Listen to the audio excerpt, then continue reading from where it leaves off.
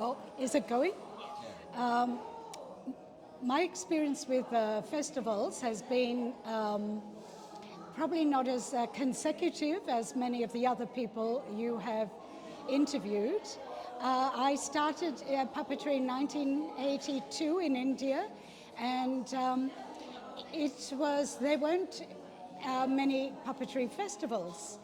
And it was people like Dadi Padamji, who was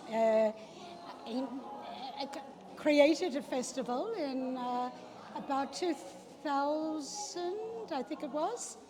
There was one festival which was in honor of one of the great freedom fighters during the independence movement of India, and that was a puppet festival for Indian puppeteers of New Delhi.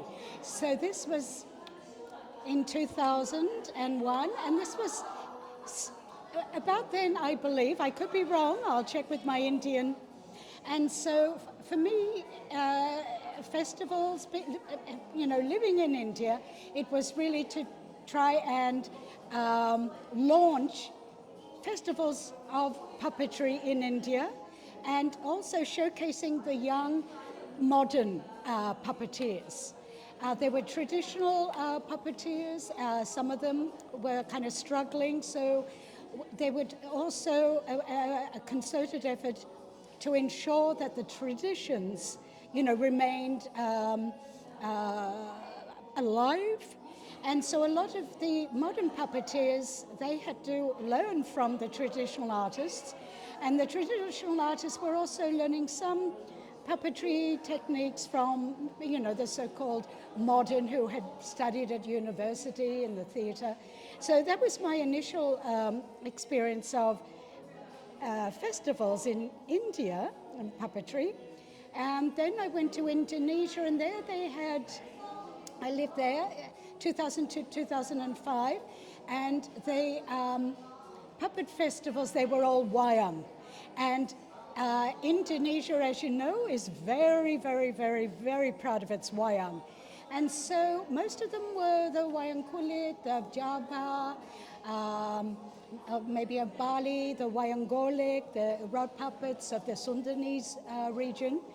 And those, they used to be every 5 years, every year, a wayang week. And I think it started after independence, and then for a while after President Suharto stepped down, there was a bit of a period where not much happened. But again, Indonesia, very much the festivals, or like the Pekan Wayang, the Wayang Week, of Indonesian puppetry. In 2012 or 14, I was involved, asked by the Ministry of Culture in Jakarta to help with an international Wayang summit.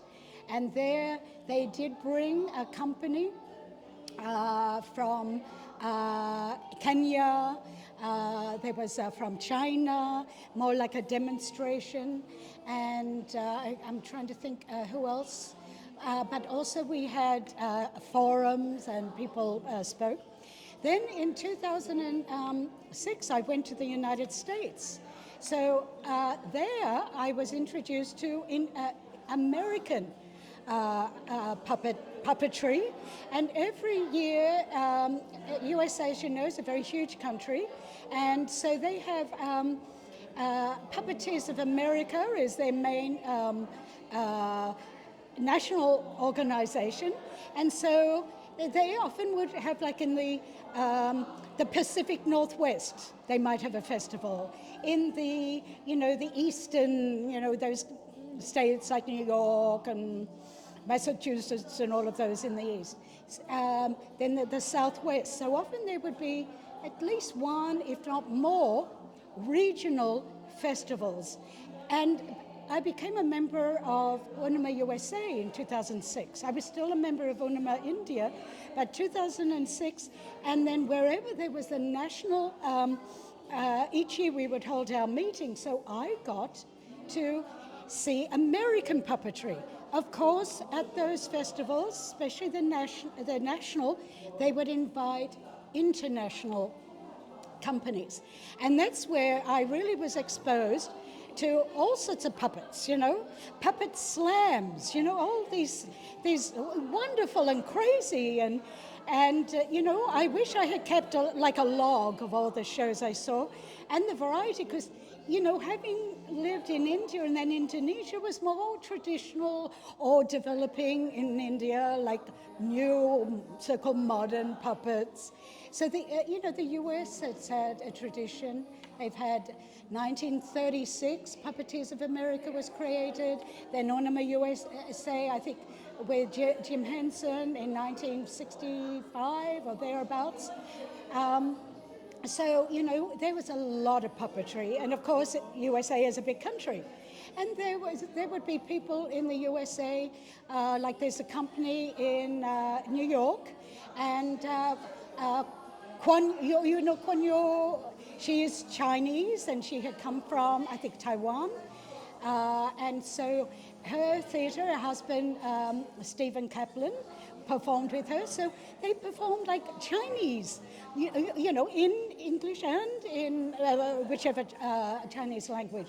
You would have people who their background was Sicilian, and they would do the Sicilian marionettes. The whole the Charlemagne,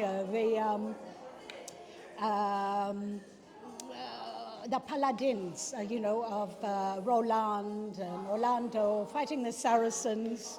A little bit tricky, the Christians versus the non-Christians. But, USA being so multi-cultural. And then, there was a lot of people doing shows for schools, for libraries. There was, so obviously there was a lot of shows for young children. And then they were very, especially the Atlanta Center for Puppetry Arts, they had big productions and they had more experimental productions. And, USA is a big melting pot, so with Unima USA, and especially Unima USA, but a lot of Puppeteers of America were members of Unima USA. They had traveled to other countries. They had seen what was out there, and they brought in, all of these new ideas, new stories. So I haven't been to Puppeteers of America Festival for some time because then I returned to Indonesia and back with Wayang, but also being with the executive committee since 2010. I've also been going to, every year we have a meeting somewhere, and every alternate year there's a council, and then every 4 years there's the Congress. And so depending on where the executive is invited to have its meetings, then it is very international, with also the special flavor of the host country. And so that, being a member of Unima and being on the executive, gives you that extra exposure to world puppetry. And as far as what I've seen, I think I've just been bowled over that puppetry can do almost anything. It could be doing like that. These lambe movements, that seems to be fairly new, where, going around in streets, and people creating their own little theatre. And it's like a peep show, one person at a time. And it could be very, very simple or as complex as it's feasible. Okay. So I think that's about it. I'm no expert on festivals, but... you give us a very important insight about all this festival.